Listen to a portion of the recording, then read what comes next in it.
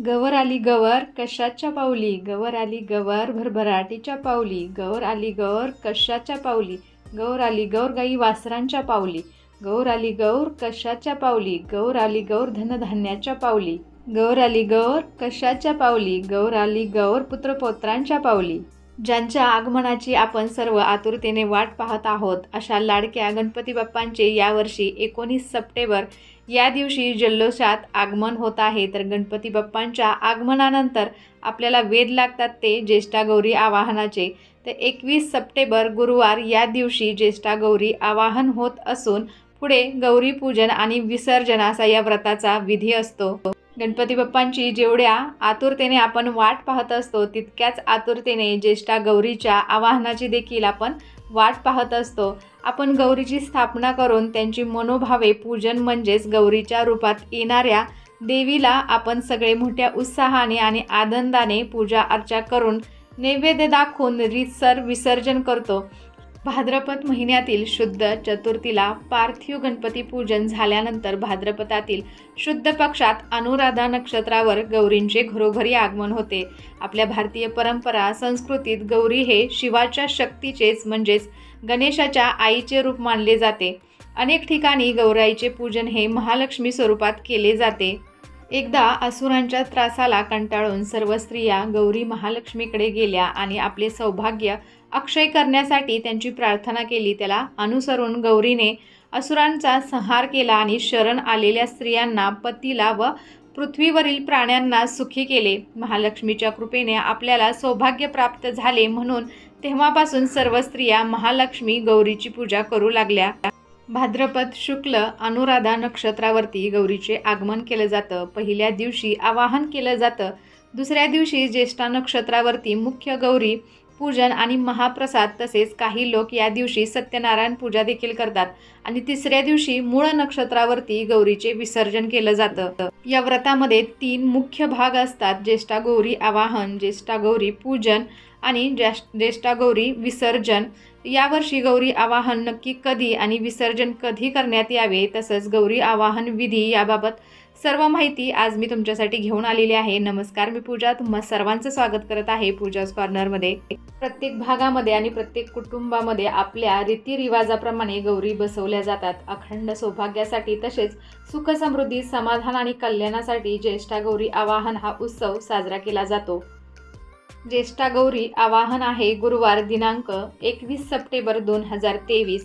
ज्येष्ठा गौरी आवाहन मुहूर्त आहे सकाळी 6:12 ते दुपारी 3:34 तर ज्येष्ठा गौरी पूजन आहे शुक्रवारी 22 सप्टेंबर 2023 रोजी. ज्येष्ठा गौरी विसर्जन आहे शनिवार 23 सप्टेंबर 2023 रोजी. अनुराधा नक्षत्र प्रारंभ आहे 20 सप्टेंबर 2023 रोजी दुपारी 2:58 तर अनुराधा नक्षत्र समाप्ती आहे 21 सप्टेंबर 2023 रोजी दुपारी 3:34. सर्वप्रथम येतं ते महालक्ष्मीचे आवाहन. तर श्री महालक्ष्मीचे मुखवटे त्यांच्या मुलांसह सर्वप्रथम आपल्या मुख्य प्रवेशद्वारातून अंगणातील तुळशी वृंदावनाजवळ ठेवले जातात आणि तिथून त्यांना वाजत गाजत आपण घरात आणतो. आपल्या परंपरा आणि पद्धतीप्रमाणे गौरींचे वेगवेगळ्या प्रकारचे रूप असतात. कोकणस्थ लोकांमध्ये खड्यांच्या गौरी आणतात, तर देशस्थ लोकांमध्ये उभ्या गौरींची पूजा केली जाते. गौरीचे 2 मुखवटे असतात, एकीला ज्येष्ठा तर दुसरीला कनिष्ठा असं म्हणतात. एक सूप घ्यायचं आहे, सुपामध्ये तांदळाची रास घालायची आहे, त्याच्यावरती हळदी कुंकू वाहून आपल्या महालक्ष्मीचे मुखवटे आपल्याला त्याच्यावरती ठेवायचे आहेत. दोघींपुढे पानाचा विड्याची 2 पानं घ्यायची आहेत, त्याच्यावरती खारीक, खोबरं, सुपारी, हळकुंड आणि 1 रुपयाचं नाणं, त्याचबरोबर 1 फूल व्हायचं आहे आणि असा विडा आपल्याला देवी पुढे ठेवायचा आहे. तर आपल्या मुख्य अंगणातून म्हणजे प्रवेशद्वारातून महालक्ष्मी आपल्याला आत घ्यायच्या असतात. तर महालक्ष्मीला आपण हळदी कुंकू व्हायचं आहे. आपल्या जवळपासच्या महिलांना किंवा आपल्या घरातील महिलांना बोलावून सर्वांनी देवीचं स्वागत करायचं आहे. हळदी कुंकू देवीला व्हायचं आहे. दरवाजाच्या पुढे छान अशी रांगोळी काढायची आहे आणि दारातून आपल्याला महालक्ष्मी आपल्या देवघरापर्यंत न्यायच्या आहेत. देवघरामधून आपल्याला सर्व घरभर महालक्ष्मींना म्हणजे ज्येष्ठा गौरींना फिरवायचं असतं. हळदी कुंकवाचे पावलं आपल्याला आपल्या मुख्य दरवाजातून आपल्याला देवघरापर्यंत उठवायचे आहेत. गौरी माहेरवाशीत 3 दिवसांसाठी येत असून तिच्या स्वागतासाठी गृहिणींनी घरात मोठी सजावट केलेली असते. घराची स्वच्छता झाल्यावरती भांड्यांना चकाकी आल्यावर गौरीच्या आगमनाच्या दिवशी मुखवटे अंगणात तुळशीजवळ आणण्यात येतात. तांदळाचे पाणी अंगावरून ओवळत केशरी पावले उमटवत गौरी घरात आल्या. गौरीचे घराघरातून रूप खूपच लोभसवाने असते. आपापल्या परंपरेप्रमाणे गौरी आत आणल्या जातात. ज्या महिलेच्या हातात गौरी असतील त्या महिलेचे पाय पाण्याने व दुधाने धुतले जातात आणि त्यावरती कुंकवाने स्वस्तिक काढलं जातं. घराच्या उंबऱ्यातून आत येताना 5 धान्याचे स्टीलचे ग्लास भरून ठेवले जातात आणि 5 पावले ग्लास ओलांडून लक्ष्मीच्या पावलांचे ठसे उमटवायचे असतात आणि त्यावेळी ताट किंवा चमच्याने किंवा घंटेने आवाज निर्माण करत आपण गौरी आगमन करणार आहोत. हळदी कुंकवाच्या साह्याने लक्ष्मीची पावलं उठवली जातात. त्यात आद्यलक्ष्मी, विद्यालक्ष्मी, सौभाग्यलक्ष्मी, अमृतलक्ष्मी, कामलक्ष्मी, सत्यलक्ष्मी, भोगलक्ष्मी व योगलक्ष्मी अशा अष्टलक्ष्मींचा समावेश होतो. तर या 8 पावलांवरती स्त्रिया आपल्या गरजेनुसार गाई वासरे, धनधान्य, अलंकार, पुत्रपौत्र, दीर्घायुष्य, धंद्यातील प्रगती, विद्याभ्यासातील यश आणि कामनांचा उल्लेख करत असते. तर यावेळी 2 स्त्रियांमध्ये पुढील प्रमाणे संवाद घडत असतो. गौरी आली गौरी कशाच्या पावली, गौरी आली गौरी धनधान्याच्या पावली, गौरी आली गौरी कशाच्या पावली, गौरी आली गौरी कशाच्या पावली, गौरी आली गौरी गाई वासरांच्या पावली, गौरी आली गौरी कशाच्या पावली, गौरी आली गौरी धनधान्यांच्या पावली, गौरी आली गौरी कशाच्या पावली, गौरी आली गौरी पुत्रपौत्रांच्या पावली, गौरी आली गौरी नाणे विज्ञानांचे ठसे घेऊन आली. असे संवाद वाढवत नेत गौरीला पूर्ण घर, तिजोरी, वैभव, पशुधन आणि आपले स्वयंपाकघर हे सर्व दाखवतात आणि समृद्धीत वाढ होऊ दे असं सांगतात.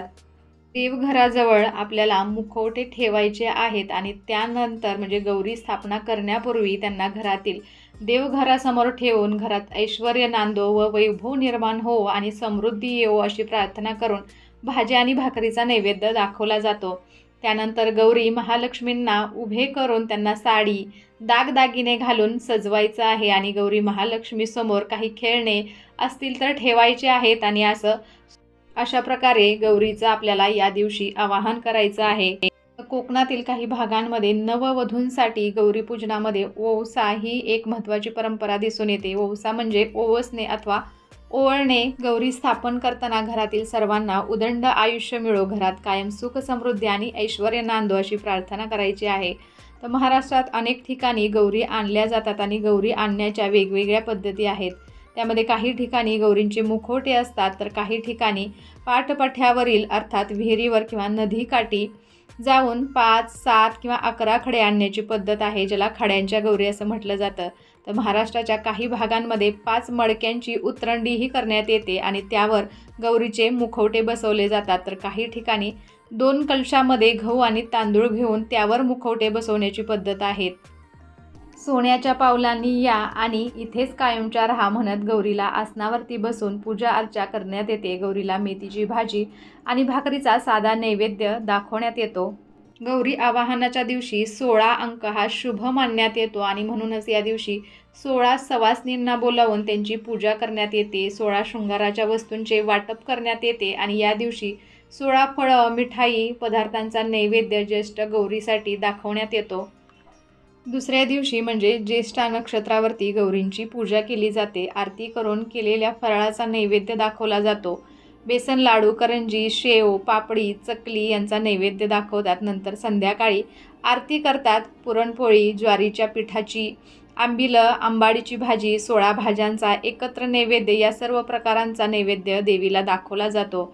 तसेच शेंगदाणे आणि डाळीची चटणी, पंचामृत, ताकाची कढी, वेगवेगळ्या प्रकारच्या भाज्या, लोणचे इत्यादी सर्व पदार्थ केळीच्या पानावरती ठेवतात. व महाराष्ट्रात काही ठिकाणी सायंकाळी महिलांच्या हळदी कुंकवाचा कार्यक्रमही केला जातो. तसेच यावेळी जागरणही करण्याची परंपरा आपल्याला दिसून येते. विविध प्रकारचे झिम्मा, फुगडी स्त्रिया खेळत असतात. नव्या साड्या नेसून दागदागिन्यांनी गौरीला सजवले जाते. गौरीची खणा नारळाने ओटी भरली जाते. गौरीला नैवेद्यात करंजी, पुरणपोळी, खीर, 16 भाज्या, कढी आदी बेत देखील आखला जातो. दुपारी सागर संगीत नैवेद्य झाला की संध्याकाळी हळदी कुंकवाचा कार्यक्रम सुरू होतो. फुलांच्या दिव्यांच्या माळा, अखंड तेवत राहणारी समई, सुबक रांगोळ्या आणि रात्रभर उखाणे, जिम्मा फुगड्यांचा फेर, तर काही ठिकाणी भजनाचे कार्यक्रम देखील आयोजित केले जातात. आणि तिसऱ्या दिवशी मूळ नक्षत्रावरती गौरी माघारी निघते. तिला दही भाताचा नैवेद्य दाखवला जातो, आरती केली जाते आणि गौरी सासरी जाण्यासाठी निघते. तिसऱ्या दिवशी सकाळी सुताच्या गाठी पाडायच्या असतात. त्याच्यामध्ये हळदी कुंकू, बेलफळ, झेंडूची पाने, झेंडूची फुले, काशी भोपळ्याचं फूल, रेशमी धागा यांचे प्रत्येक एक एक गाठ बांधून त्या गाठी तयार करायच्या आहेत. गौरी महालक्ष्मीच्या ओटीत किंवा डोक्यावरती ठेवायच्या आहेत आणि नंतर गौरी महालक्ष्मीची आरती करून गुळ आणि गोड शेवयांच्या नैवेद्य दाखवायचा आहे आणि गौरीचं आपल्याला अशा पद्धतीने विसर्जन करायचं आहे. गौरींची पूजा आरती करून पूजा करण्यात काही चुका झाल्या असल्या क्षमा मागून पुढील वर्षी लवकर येण्याचे आमंत्रण देऊन त्यांचा निरोप घेतला जातो आणि त्यांचे विसर्जन केले जाते. खड्यांच्या गौरी असतील तर त्यांचं पाण्यामध्ये विसर्जन केलं जातं आणि परत येताना थोडी माती वाळू घरी आणून ती सर्व घरभर व आपल्या घरातील झाडांवरती टाकायची असते. त्या योगे घरात समृद्धी नांदते आणि झाडाझुडपांचे कीटकांपासून संरक्षण होते असं समजलं जातं. गौरीच्या पूजनादरम्यान माता गौरीचा जप करायचा आहे आणि माता गौरीची कथा आपण सर्वांनी ऐकायची आहे आणि सर्वांना सांगायची आहे. त्यानंतर गणपती आणि गौरीची आपण आरती करायची आहे.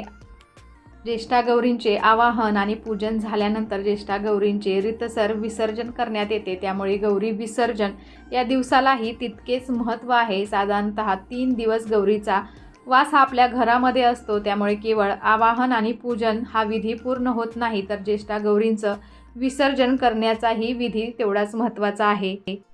काही ठिकाणी गणपतीसह गौरींचे विसर्जन होते तर काही ठिकाणी गौरीचे आधी विसर्जन होते आणि त्यानंतर 10 दिवसांनी गणपती बाप्पांचे विसर्जन करण्यात येते. तर आजच्या या व्हिडिओमधून आपण गौरी आवाहन, गौरी पूजन आणि गौरी विसर्जनाची महत्त्वाची माहिती पाहिलेली आहे.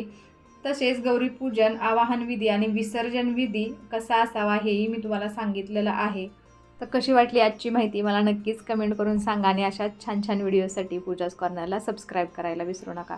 त्याचबरोबर बेल आयकॉनही क्लिक करा जेणेकरून तुम्हाला माझे नवनवीन व्हिडिओज असेच पाहता येतील. चला तर मग भेटूया अशाच एका छानशा व्हिडिओबरोबर. तोपर्यंत धन्यवाद. श्री स्वामी समर्थ.